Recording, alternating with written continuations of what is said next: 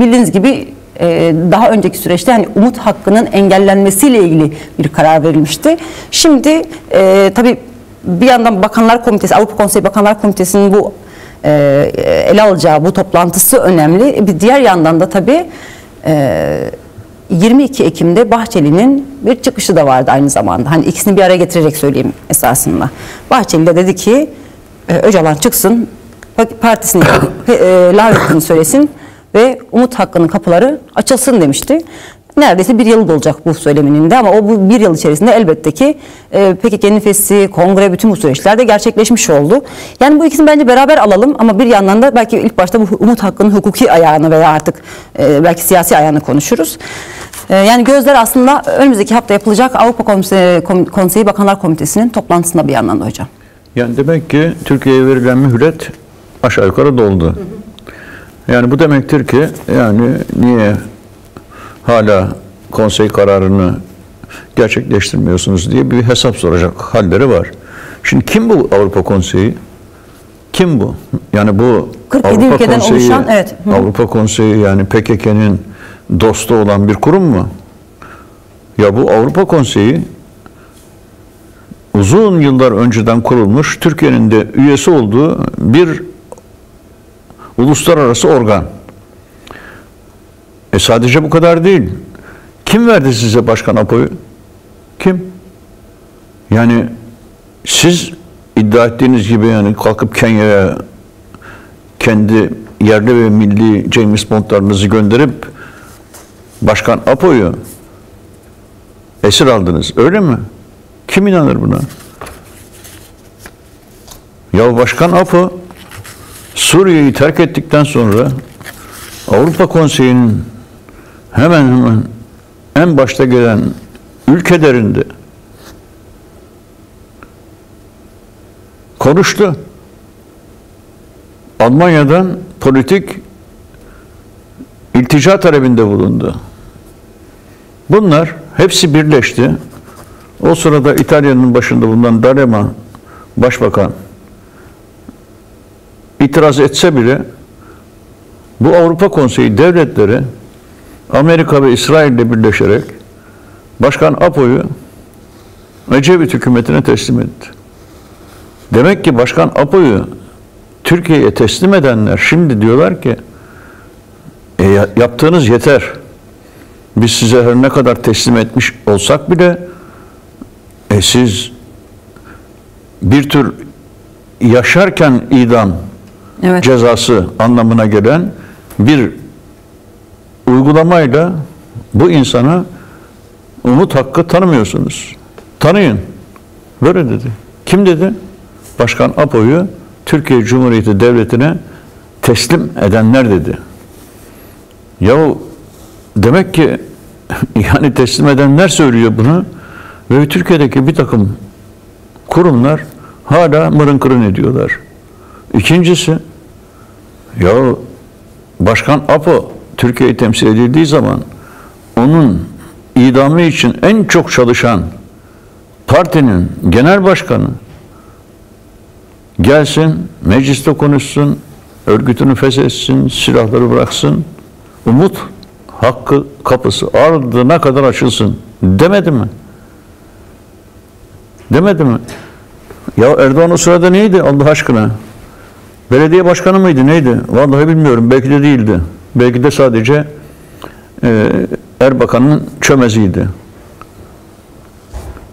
Yani Başkan Öcalan'ın esaretinin başlıca müsebbipleri şu anda başkana umut hakkı tanınsın diyor ve Türkiye hala kılını kıpırdatmamış. Bu anormalliğin farkına varmak gerekir. Siz Öcalan'ı teslim almadınız. Onu size teslim edenler umut hakkı diyor. Siz ne diyorsunuz? Bir anlatın bakalım bize bunu yani. İkinci başka bir şey daha. Başkan Apo ya karşı uluslararası komplo yapıldığı tarihte Türkiye'de böyle bir silahlı ayaklanmanın başındaki kişiler için idam cezası geçerliydi. Diyelim ki gaflete geldiniz ve idam ettiniz. Kimle konuşacaktınız şimdi? Başkan APO'dan başka PKK'ye silah bıraktırabilecek, örgütünü feshettirebilecek herhangi bir Kürt evladı anasının karnından doğmamıştır.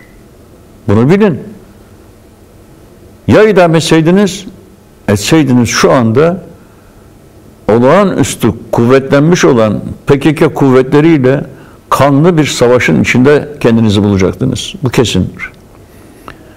Bugün nispeten silahlar patlamıyor ve insanlar ölmüyorsa bunu Başkan APO'ya borçlusunuz. Ya idam etseydiniz? Şimdi bu durumda mı olacaktık? Ekonominiz batmış. Siyasi iktidar olarak tabanınız hızla eriyor. Uluslararası arenada izole olmuş bir ülkesiniz. Paranız pul olmuş. Halk sefalet içinde. Ve şu anda size karşı düşünün, yüz binlerce insan haftanın her 2 günü alanları dolduruyor. Bir de şimdi gerillayla gırtlak gırtlağa savaş içinde olsaydınız ne olurdu haliniz? Bir düşünün. Demek ki umut hakkına her itiraz eden kişi nerede yaşadığını, hangi koşullarda yaşadığını bilmiyor. İş açarsınız başınıza ya. Ve acele etmeniz gerekir. Karşınızda Türkiye'de barış ve demokratik toplum sürecinin gerçekleştiricisi 76 yaşındadır. Hesap edin. Zaman yok. Eğer siz umut hakkını tanımazsanız idam kararını şimdi uygulamaya koyuyorsunuz demektir. Ne yaptığınızı bilin. Ve böyle bir durum ortaya çıktığı takdirde olacakları da enine boyuna düşünün. Evet. Şimdi az önce Avrupa Konseyi İnsan Hakları Bakanlar Komitesi'nin bu bahsettiğim Türkiye'ye verilen süreyi konuştuk. Dediğim gibi daha önce pek çok kez işte Türkiye'deki Avrupa hukuk kurumları, insan hakları dernekleri ısrarla başvurularda bulundular. Yani hem umut hakkı için hem de ağırlaştırılmış hapis cezasının tekrar uygulanışının gözden geçirilmesi konusunda çok sıkça başvurdular. Türkiye'den çoğu zaman savunma istediler. İşte Türkiye 2009 yılından sonra mesela 2021 yılında Türkiye komiteye bir rapor sunuyor ve diyor ki 2009'dan bu yana diyor mesela İmralı'da bir hak ihlali yok diyor mesela. Kaldı ki biz yıllarca bu programlarda, bir önceki programlarda yani bütün Kürtler ısrarla ağırlaştırılmış tecriti, mutlak tecritten bahsettiler ki Türkiye bunun da bir ihlal olmadığını varsayarak söylüyordu. Şimdi her seferinde Türkiye, ki bu bahsettiğim bu toplantılar yılda bir kere oluyor ve insan hakları gündemli oturumlar şeklinde yapılıyor. Bu bahsettiğimiz geçen sene yapılan bir buluşmaydı, toplantıydı. Farklı olarak bir önceki kararlarından, ki biliyoruz ki gerek Avrupa Konseyi gerek Avrupa Parlamentosu gibi kurumların daha çok Türkiye yönelik tutumları daha çok böyle kaygı düzeyinde, öneri düzeyinde kalıyor. Yani bir yaptırıma dönüşmüyor.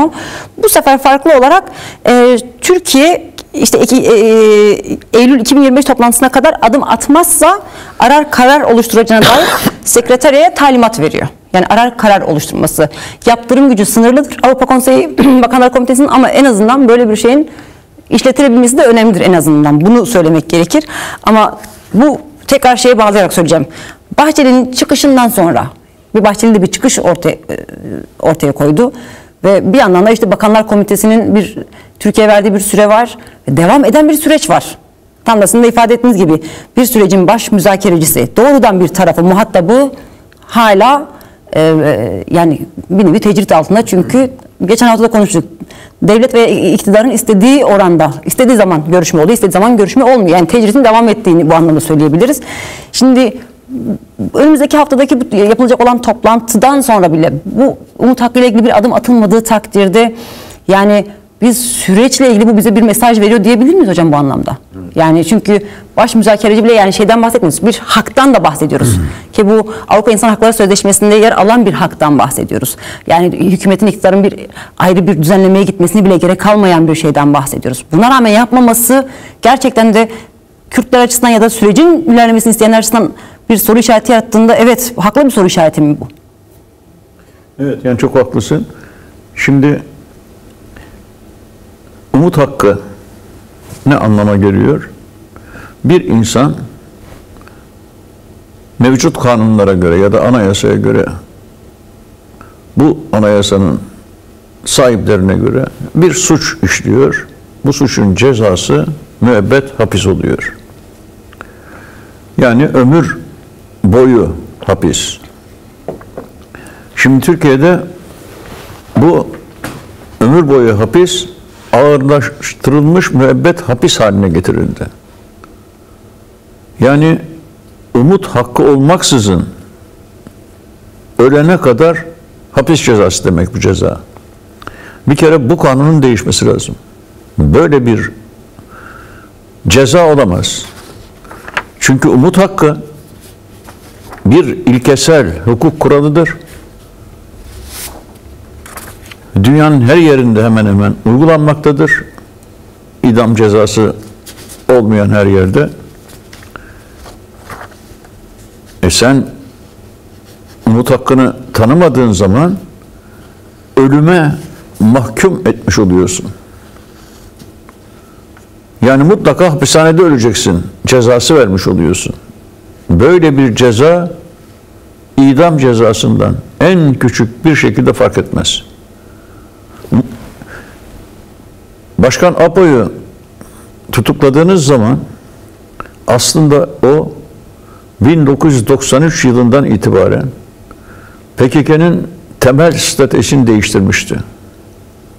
Ve size eğer Kürt sorununda çözümün önündeki antidemokratik engelleri kaldırırsanız savaşa son veririm demişti. Özal'la bu konuyu açık açık konuşmuştu. Basına bu konuda demeçler vermişti. Demek ki sizin başkanla ilgili ilk kovuşturmayı açtığınızda işlediğini iddia ettiğiniz suç aslında Başkan Apo tarafından ortadan kaldırılmıştı. Yani artık silahlı savaşın sona ermesi sizin kendi ülkeniz için demokratikleşme yolunda adım atmanıza bağlıydı. O zamandan beri bağlıydı. Ve şimdi Başkan Apo'yla bu konuda devletin belli bir kesimi müzakereler sonucunda demokratik bir uzlaşmaya varmış. Yani ortada şu anda cezalandırabileceğiniz herhangi bir suç yok. Yok. Silahlı savaş sona ermiş. İllegal askeri politik örgüt ortadan kalkmış. Ne yapıyorsunuz siz ya? Ne yapıyorsunuz? Neyi cezalandırıyorsunuz siz şimdi? Başkan Apo'yu İmralı'da tutarak hangi tür bir cezayı uyguluyorsunuz? Neyin nesi bu? Silahlı mücadele yok diyor. İllegal askeri politik örgüt yok diyor. Bunların başında faaliyet yürütmüyor. Yani silahlı mücadelenin başında ve illegal örgütün başında bir faaliyet yürütmüyor. Bu durum elbette ki alelade bir suç meselesinde başka türlü tartışılabilir ama ya siz bu insanla Türkiye'nin kaderiyle ilgili bir müzakere içindesiniz ve hala sanki bu insan hapishaneden çıkınca yeniden savaşı başlatacak, illegal örgütün başına geçecek, ortalık birbirine girecek. Var mı böyle bir durum? Yok. O zaman niye böyle bir cezayı uygulamaya devam ediyorsunuz? Kalkması lazım bu cezanın. Bir anlamı yok bu cezanın. Çünkü bu cezayı gerektiren bir suç yok. Geçmişte var denirse, geçmişte herkesin suçu var. En önce Türkiye Cumhuriyeti Devleti'nin kurulduğu günden beri işlemiş olduğu suçlar var. Geçmişe doğru döner bakarsak altından kalkamayacağınız ağır suçlar çıkar. Dolayısıyla şimdi geçmişte kimin ne kadar suç işlediği meselesi değil tartışılan mesele. Bugün ne yapılacağı meselesi. Bugün savaşa son vereceğiz, barışı ilan edeceğiz, demokratikleşmeyi sağlayacağız, halkların birbirleriyle, devletin halklarla entegrasyonunu gerçekleştireceğiz. Bu bir programdır. Bu programı kullanan kişinin nerede olması gerekir? Zindanda mı olması gerekir? Yoksa görev başında olması mı gerekir? Karar verin. Ve eğer bu umut hakkını tanımama meselesi resmi bir karakter kazanırsa, bugün yürümekte olan çözüm süreci bundan çok ciddi zarar görür. Başkan Apo ne yaptığını çok iyi bilen bir insan. O sürecin önüne kendi kişisel durumunu asla koymuyor. Asla koymuyor.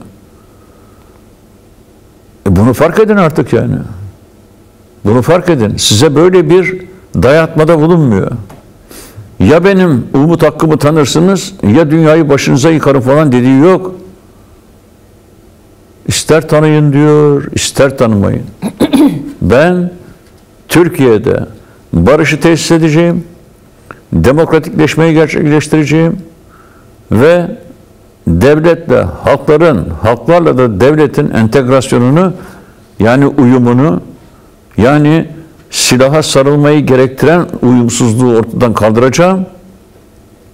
Bunu diyor. Bu bir program. Bu programın sahibi Başkan Apo. Siz de bu konuda bir demokratik uzlaşmaya vardığınızı söylüyorsunuz. Yoksa bütün bu işler niye oluyor? Mecliste niye bu komisyon kuruluyor? Ne için ya? Oyunu mu oynuyoruz?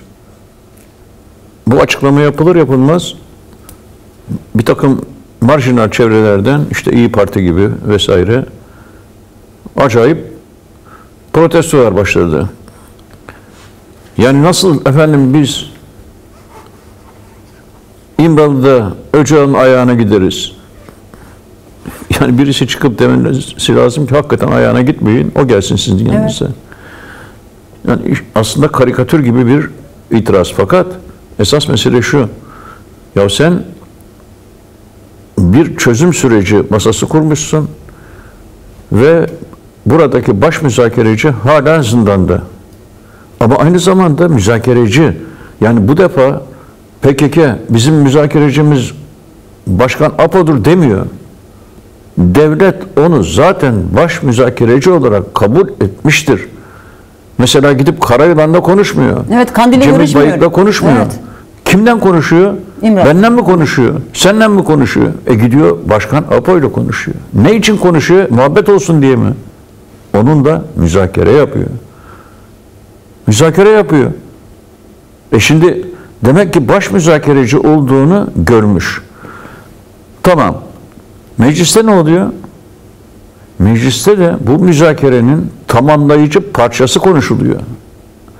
Çünkü bu müzakerede demokratik bir uzlaşmaya varılmış ve ülkede Başkan Apo'nun 3 kritik kavram olarak ifade ettiği gibi barış, demokratik toplum, entegrasyon ve entegrasyon süreçleriyle ilgili yasal, varsa anayasal değişim ve dönüşümlerin yapıldığı yer burası.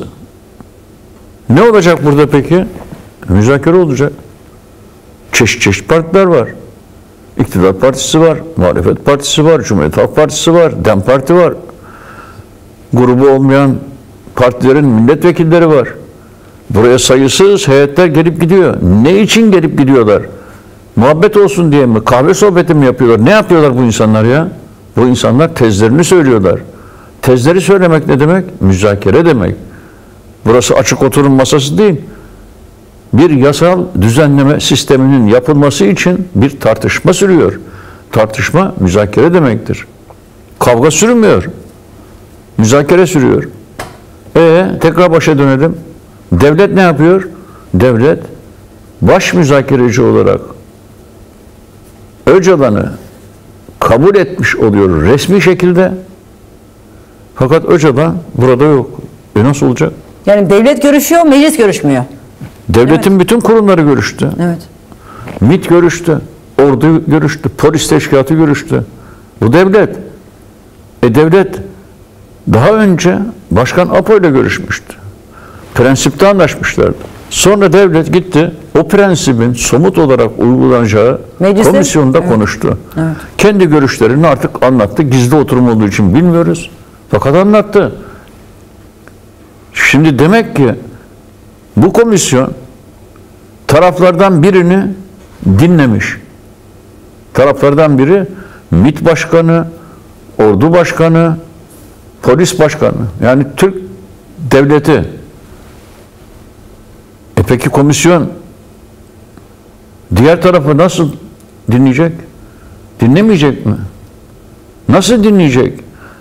Eğer başkan özgür olsaydı zaten bu masada şu görülen Büyük Millet Meclisi Başkanı'nın ile eşitlik temelinde diğer masada oturuyor olurdu. Herhangi bir müzakereci olarak durmazdı. Ya ama sen hala onu zindanda tutuyorsun. Bu partilerin tümü ayağa kalkıp çok teşekkür ederiz sayın devlet, sizi dinledik. Şimdi sizin müzakere yaptığınız kişiyi de dinlemek istiyoruz demesi lazımdı. MHP'li Yıldız tam da bunu söyledi. Fakat MHP'li söyledi. Şimdi ben diğer partilerin hepsinden evet biz müzakereci taraflardan birini dinledik, şimdi ikincisini de dinlemek istiyoruz demelerini bekliyorum. Dinlemeden mi yapacaksınız? Nasıl olacak bu iş? Bütün o görüşmeler, müzakereler malum böyle şeffaf yürümedi. Devlet bu işlerin şeffaf olmasını istemiyor. O görüşmelerin bütün ayrıntılarından haberiniz var mı? Yok. Haberiniz olmadı mı? Olmadı. Nasıl olacak? Devlet kendi açısından anlatmış. Demek ki sıra Başkan Apo'da. Sürecin bütün tırnak içinde yükü, sorumluluğu bu komisyona bırakılmış bu arada. Yani esas sıkıntılı ve sorumlu kısım burada başlıyor. Şimdi mesela Adalet Bakanı da diyor ki işte Tunç diyor ki bu komisyonun alacağı kararlar ve tavsiyeler doğrultusunda biz adım atacağız. Yani atılacak adım bile bu komisyon üzerinden ilerleyecek. Bu komisyonun karar alabilmesi için, tavsiyelerde bulunabilmesi için, yeri geldiğinde meclise yasa sunabilmesi için ya da yasa taslağında konuşmak bilmesi için her halükarda ön raporla görüşmek zorunda. Evet. Yani çünkü öbür türlü yani ilk mesela görüşmeleri başladığı zaman bir taraftan barış annelerini, cumartesi annelerini, gerilla annelerini dinledi bir taraf olarak. Diğer taraftan da işte yakınlarını kaybetmiş asker, polislerin ailelerini dinlediler. Yani burada aslında mantığını anlamışlar. Sürecin nasıl ilerlemesi gerektiğini de biliyorlar. Ama iş daha bir üst aşamaya, daha belki bağlayıcı bir noktaya geldiği zaman o adımı atmama konusunda biraz böyle bir işi başka bir yerden ele almaya çalışıyorlar. İşte haftalardır konuşuluyor. Daha ancak işte bu hafta içerisinde MHP'den işte bu bir zaaf oluşturmaz açıklaması geldi. Yani şimdi mesela bu bir haftadır işte biz geçtiğimiz hafta komisyon şununla görüştü diyecektik. Bu hafta neredeyse bir ses yok komisyondan. Biz demiştik değil mi, hatırlıyor musun? Bundan kaç program önce. Bu gidişte dedik barolar, birbirine karşı barolar, arkasından işveren sendikaları, arkasından işçi sendikaları derken belki Diyanet olunca Alevi örgütleri, onlar olunca tarikatlar, herkes sıraya girecek. Zaten girdi. Önümüzdeki komisyon toplantılarından birinde işçi sendikaları, arkasından işveren sendikaları vesaire dinlenecek. Şimdi yani çok iyi dinlensin, dinlenmesine de yani esas müzakereci dinlenmiyor yani ya, inanılır gibi değil. Mesela sendikacı ne diyecek orada? İşçi hakları falan istiyoruz diyecek herhalde. Yani başka bir şey ne diyebilir? Yani silahların bırakılmasıyla ilgili, yapılacak yasal dönüşümlerle ilgili ne diyebilir? Ancak karşıyım diyebilir ya da yanındayım diyebilir. Ya bir de mesela Ama bu iki cevap bir işe yaramaz. Orada bu yasanın neden çıkması gerektiğini başkanın anlatması lazım. Argümanlar onun elinde. O belki de komisyona katılanların hayatlarında hiç duymadığı bazı gerçekleri açıklayacak. Mesela onlara diyebilir ki devletiniz aşırı derecede kendi gücüne güven duyuyor. Fakat ben biliyorum ki böyle bir güç yok. Eğer bu çözüm süreci başarıya ulaşmazsa, çatışmalar devam ederse, biliniz ki hem Kürdistan hem de Türkiye Gazze'ye döner. Ve bunu ispat eden pek çok delil masaya getirebilir. Şu ana kadar bu komisyona katılanlar böyle bir tehlikeli durumla yüz yüze olduklarına dair tek kelime duydular mı? Duymadılar. Belki de duyacaklar. Belki de duyacaklar. Belki de Başkan Apo onlara bütün bu tehlikeleri ayrıntılarıyla anlatacak. Örgütünün gücü hakkında yeteri kadar bilgi verecek. Yani bu gücü siz böyle ezemezsiniz. Tamam, itiraz ediyorsunuz. YPG'de silah bıraksın. Bırakmıyor. Nasıl bıraktıracaksınız? Yeniden savaşı mı başlatacaksınız? Benden ne diye o zaman masaya oturdunuz? Anlatacak. Ve bu parti mensuplarını, temsilcilerini ikna etmeye çalışacak. Onun böyle bir hakkı yok mu? MİT Başkanı'nın hakkı var. Savaş Bakanı'nın hakkı var. Polis Bakanı'nın hakkı var. Onun niye yok? Tek taraflı bir hak olur mu? Başkanla İmralı'da görüşenler bu kişilerin temsil ettiği devlet. Devlet de Başkan Apo müzakere halinde. Devleti dinlediniz. O halde Başkan Apo'yu da dinleyeceksiniz. MHP'li Yıldız bu realiteyi görmüş, gerçekçi bir şekilde bunu ifade etmiştir.